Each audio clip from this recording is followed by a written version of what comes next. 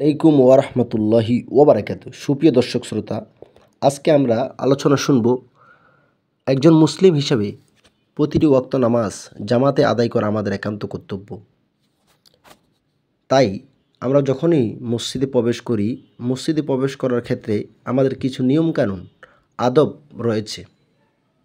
আজকে আমরা মসজিদে প্রবেশ করার 12টি আমল সম্পর্কে জানব।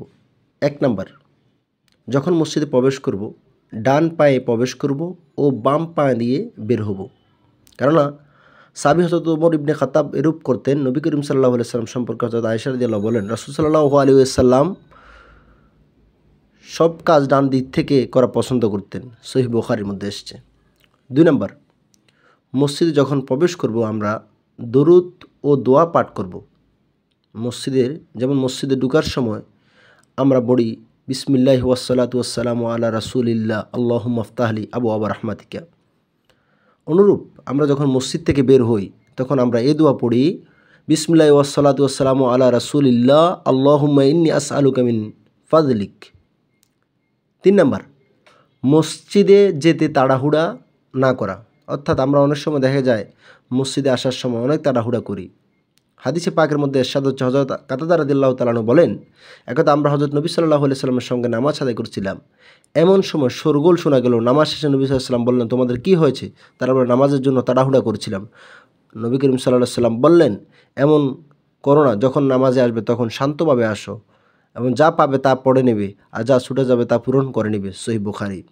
3 নাম্বার, তাহিয়াতুল মসজিদ আদায় করা। অর্থাৎ মসজিদে আসা মাত্রই প্রিয় নবী সাল্লাল্লাহু আলাইহি সাল্লাম 2 রাকাত এই নামাজ আদায় করতেন। সহিহ বুখারীর মধ্যে হাদিসটি এসেছে। এরপরে 4র্থ নম্বর হচ্ছে সূত্রা স্থাপন করা। অর্থাৎ একা একা আদায় করার সামনে কিছু না থাকলে আড়ালত সূত্রা নেওয়া। সুতরাং অর্থাৎ নামাজের সামনে কোনো কিছু রাখা। অর্থাৎ হুজুর সাল্লাল্লাহু আলাইহি ওয়াসাল্লাম ইরশাদ করেন, তোমাদের মধ্যে কেউ যখন কোনো কিছুর সামনে নামাজ পড়ে যা লোকদের আট করে দেয়, অতঃপর কেউ যেন নামাজে আটকারী বস্তুর মাঝ দিয়ে যেতে চায় তখন সে যেন তাকে বাধা দেয়। অর্থাৎ আপনি যখন একা একা নামাজ পড়বেন সামনে যেন কিছু একটা দিয়ে রাখবেন, যাতে মানুষ যেন আপনার সামনে দিয়ে নামাজে না যায়। এরপরে আজানের পর মসজিদ থেকে বের না হওয়া। অর্থাৎ মসজিদে আজান হওয়ার পর কোনো সঙ্গত কারণ ছাড়া মসজিদ থেকে আর না বের হওয়া উত্তম। হাদিসে পাকের মধ্যে এসেছে, আবু হুরায়রা থেকে বর্ণিত, রাসূল পাক সাল্লাল্লাহু আলাইহি সাল্লাম ইরশাদ কর সঙ্গে আমরা মসজিদে বসেছিলাম। অতঃপর মুয়াজ্জিন আজান দিল। তারপর এক ব্যক্তি উঠে বেরিয়ে যেতে লাগলো। অতঃপর হযরত আবু হুরায়রা রাদিয়াল্লাহু তার দিকে চেয়ে থাকলেন যতক্ষণ সে মসজিদ থেকে বের না হলো। তারপর নবী সাল্লাল্লাহু আলাইহি ওয়াসাল্লাম এক ব্যক্তি বলেন, আবুল কাসিম, নবী সাল্লাল্লাহু আলাইহি ওয়াসাল্লামের হুকুম অমান্য করলো। সহিহ মুসলিমের হাদিস।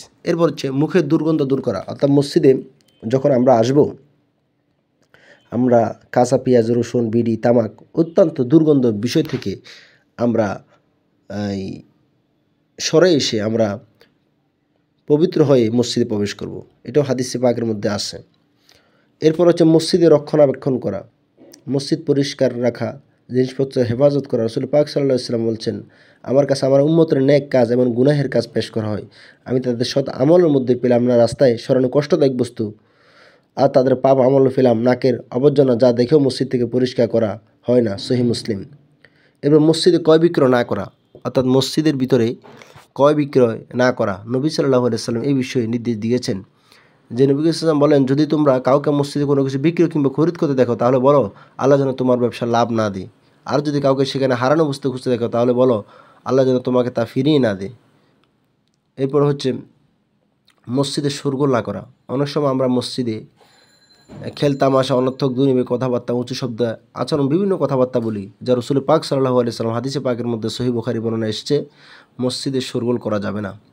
এরপর হচ্ছে নামাজে কাতার সোজা করা। নামাজের সময় মসজিদে লাইন সোজা করা এবং লাইনের ধারাবাহিকতা বজায় রাখা।